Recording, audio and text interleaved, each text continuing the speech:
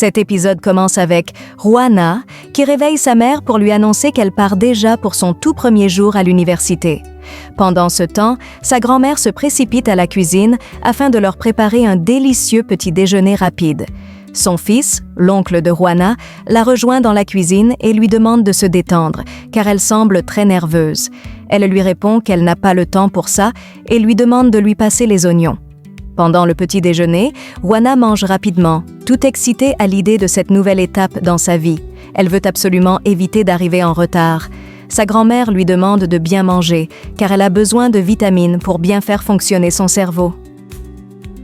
De son côté, Jenny, la mère de Juana, applique encore plus de rouge à lèvres. Sa propre mère la taquine en lui disant que les gens vont la prendre pour un clown dans la rue. Jenny lui répond en soupirant, lui demandant si elle ne se lassera jamais de la critiquer. Puis elle explique qu'elle essaie juste de se faire aimer. Sa mère enchaîne en lui demandant si elle est encore sortie avec ce type hier soir. Jenny confirme et ajoute que ce garçon s'appelle Roberto. Elle lui rappelle qu'elle est une femme divorcée et qu'elle est heureuse aujourd'hui grâce à sa fille Juana, qu'elle décrit comme belle, intelligente, instruite, studieuse et encore vierge. Juana, qui était en train de préparer ses affaires, les interrompt en leur demandant de ne pas parler de virginité à son sujet. Elle affirme que c'est son corps, qu'elle reste vierge non pas à cause d'un traumatisme, mais parce qu'elle n'a pas encore trouvé la personne avec qui elle souhaite vivre cette expérience. Elle leur demande de clore ce sujet, puis s'en va.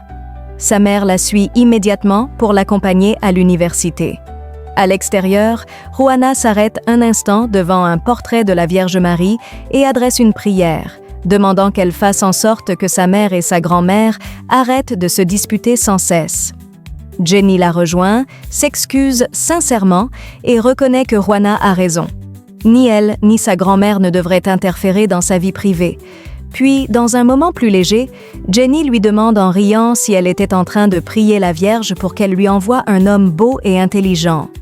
Elles éclatent toutes les deux de rire, puis reprennent leur chemin vers l'université. De l'autre côté, une femme s'excuse auprès de son mari, lui expliquant qu'elle ne pourra pas déjeuner avec lui ce jour-là, car elle a un rendez-vous pour une séance de massage organisée par la société qui commercialise des maillots de bain. Son mari lui rappelle qu'ils doivent penser à aménager leur maison pour accueillir leurs futurs enfants. Il lui parle aussi de l'insémination artificielle dont le docteur Mendez lui a parlé, mais elle lui demande de ne pas se précipiter. Elle ajoute qu'ils auront le temps d'en discuter calmement, puis lui rappelle de ne pas oublier leur dîner prévu pour l'anniversaire du magazine, le soir même. Au même moment, Juana dépose sa mère à l'hôpital pour une consultation médicale, puis continue son trajet vers l'université en moto. Avant de partir, sa mère lui fait une bise affectueuse. De son côté, Gabriel contacte son médecin pour parler de l'insémination artificielle de son épouse Paola. Il insiste pour que tout soit bien organisé et réussi. Pendant ce temps, Camila et Paola se retrouvent au salon de massage. Les deux amies sont très heureuses de se revoir. Paola confie à son amie que son mari Gabriel est désormais guéri d'un cancer, mais qu'il est obsédé par le fait de devenir papa. Elle explique qu'ils vont tenter une insémination artificielle en utilisant les échantillons qu'ils avaient conservés avant la chimiothérapie. Elle avoue également qu'elle n'a jamais vraiment eu envie d'être mère et qu'elle aurait préféré adopter un enfant. Camila lui fait remarquer que Gabriel souhaite sûrement avoir un enfant biologique. Paola le confirme et précise qu'aujourd'hui est justement le jour où aura lieu l'insémination. De son côté, Gabriel est très enthousiaste et annonce fièrement à ses collègues qu'il va aujourd'hui agrandir la famille Rubio en procédant à une insémination artificielle. À l'hôpital, les infirmières s'occupent de ranger les dossiers médicaux des patients des docteurs Mendez et Ruiz. L'une d'elles reçoit un appel d'urgence et s'absente. L'autre, débordée par les appels, est vite dépassée. Au même moment, Juana et son amie Rosa arrivent pour leur consultation. Dans les couloirs, l'infirmière fait accidentellement tomber les dossiers et les ramasse à la hâte. Sous pression, elle envoie Juana voir le docteur Ruiz et Rosa chez le docteur Mendez. Dans la salle, Juana repense à ce que sa mère lui a dit. Elle lui avait recommandé de faire cette consultation gynécologique, puisque les frais étaient partiellement pris en charge par l'université. Pendant que le médecin s'occupe d'elle, elle est pensive et ne se doute de rien. Dans une autre salle, Rosa informe l'infirmière qu'elle est venue pour une insémination artificielle. L'infirmière, surprise, réalise qu'il y a eu une confusion entre les patientes. Elle va immédiatement vérifier avec la secrétaire si le docteur Ruiz a déjà procédé à l'intervention. En entrant dans la salle de Juana, elle découvre avec effroi que l'insémination a déjà été faite. Elle va, tout embarrassée, informer le docteur Ruiz qu'ils ont commis une erreur en confondant les patientes. Au même moment, Juana sort de la salle, les salue avec le sourire et quitte l'hôpital sans savoir ce qui s'est passé. Pendant ce temps, Paula et Camila terminent leur séance de massage. Paula confie à Camila qu'elle ne changerait Gabriel pour rien au monde.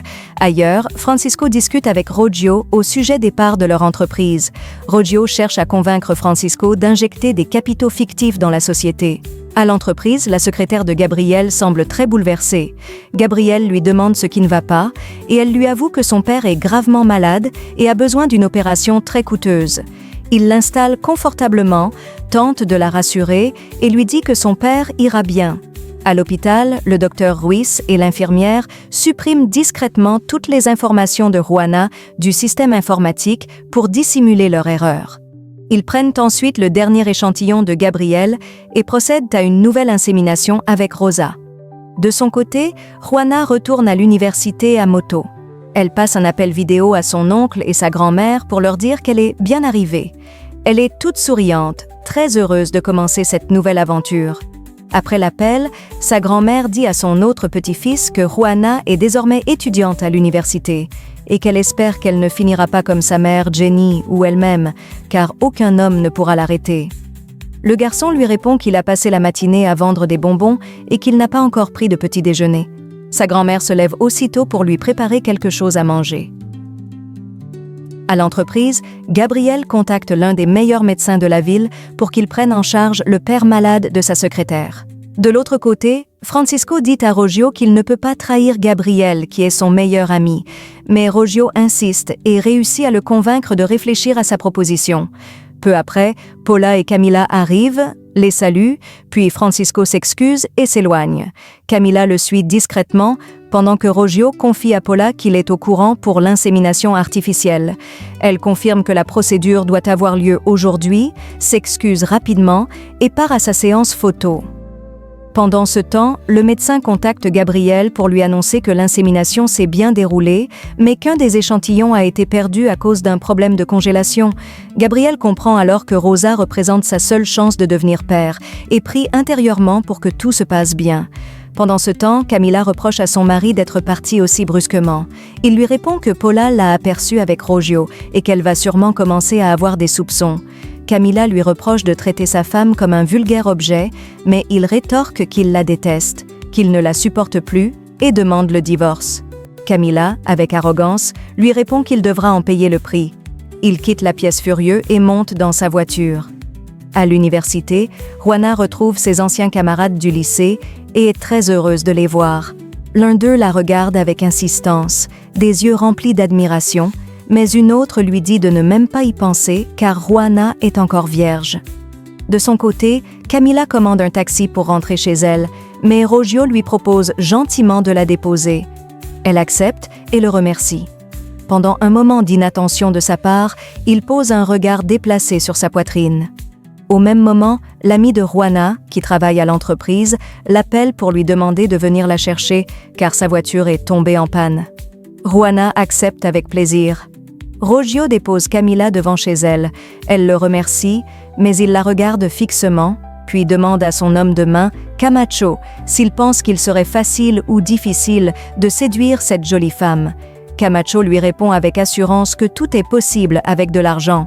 Après sa séance photo, Paula appelle son mari, car elle a reçu un appel manqué de sa part. Gabriel lui explique qu'il voulait seulement lui dire que l'insémination s'est bien passée et ajoute que c'est leur seule chance de devenir parents, car le second échantillon a été perdu. En soirée, Juana se rend à l'entreprise pour aller chercher son ami. En arrivant, elle croise Gabriel, qu'elle ne connaît pas encore, et ils sympathisent brièvement. Il lui propose de goûter leur nouvelle bière. En voulant trinquer avec lui, Juana renverse accidentellement la boisson sur ses vêtements. Elle s'excuse aussitôt et l'aide à se nettoyer. Ensuite, elle lui explique qu'elle est venue chercher une amie qui s'appelle Daniela et lui demande s'il connaît son bureau. Gabriel lui répond qu'il voit très bien où c'est et lui indique la direction. Juana va rejoindre Daniela et, tout en riant, lui raconte comment elle a maladroitement renversé de la bière sur un inconnu. Pendant ce temps, les collègues de Gabriel lui demandent qui est cette jeune femme. Il leur répond que c'est une amie de Daniela. Dans le bureau de Daniela, David, un collègue, les rejoint. Daniela présente son amie Juana et David semble tout de suite sous le charme de la jeune fille, trouvant qu'elle est très belle. Pendant ce temps, Roggio parle à son fils de ses plans contre l'entreprise. Il explique qu'il tente de convaincre Francisco de lui vendre ses parts. De leur côté, Francisco et Camila continuent de se disputer à propos de leurs choix personnels et professionnels. Au même moment, Paula et Gabriel arrivent, main dans la main, à l'anniversaire du magazine, souriants et complices. De retour à la maison, Juana raconte à sa mère combien sa journée a été magnifique. Sa mère lui demande si elle a bien vu le gynécologue. Juana répond que oui, et sa mère se montre très fière d'elle. Plus tard, Juana s'allonge sur son lit, pose doucement sa main sur son ventre et murmure que cette journée ressemble au début d'une nouvelle vie. Puis elle se met à rire, les yeux pleins d'espoir. Le lendemain matin, le frère de Jenny prépare le petit déjeuner pour toute la famille. Ils s'installent ensemble autour de la table. Juana refuse de manger, expliquant qu'elle a des nausées. Sa grand-mère la bénit tendrement avant qu'elle ne parte pour l'université. Pendant ce temps, David demande à Daniela si elle pourrait inviter à nouveau son amie Juana à l'entreprise. Elle répond que ce ne sera pas possible, car Juana est une simple étudiante. Il insiste pour avoir son numéro de téléphone, mais Daniela refuse, lui conseillant plutôt de la suivre sur les réseaux sociaux. Au même moment, Roggio explique à son fils qu'il prévoit de devenir le plus grand actionnaire de l'entreprise et détaille ses stratégies. De l'autre côté, une femme se rend dans le garage de l'oncle de Juana sous prétexte de vouloir faire réparer sa télévision, mais en réalité, elle tente de le séduire. Cependant, l'oncle de Juana résiste fermement à ses avances. Au même moment, Jenny fait les courses avec son amoureux, Berto. Elle lui dit qu'elle pense qu'il est temps qu'il rencontre enfin sa famille. Pendant qu'ils marchent ensemble, Daisy, la fille de Berto, les voit et demande à son père qui est cette femme. Jenny se présente poliment, mais Berto dit rapidement à sa fille qu'il s'agit simplement d'une collègue. Daisy s'en va, furieuse, en disant qu'elle va tout raconter à sa mère. Jenny, blessée et choquée, demande à Berto si elle est vraiment juste une collègue à ses yeux, puis s'éloigne sans un mot de plus.